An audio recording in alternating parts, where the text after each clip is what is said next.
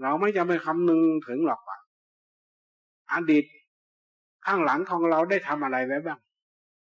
ไปฆ่าสัตว์ตักทรัพย์ประพฤติผิดในกามทำไม่ดียังไงไม่งามอย่างใดนะไม่ต้องไปว่า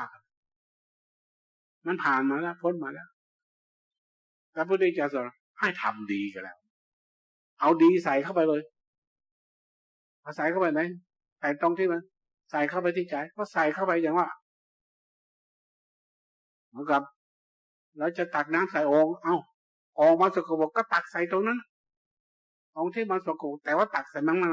อย่าไปตักใส่น้อยตักใส่น้อยก็จะเพิ่มความสกปรกเข้าดังนั้นเราสร้างความดีทั้งจริงให้เราเอาความดีใส่เข้าไปกายวาจากายของเรามันดีหรือไม่ดีไม่ว่าละใจดีหรือไม่ดีไม่ต้องว่าละ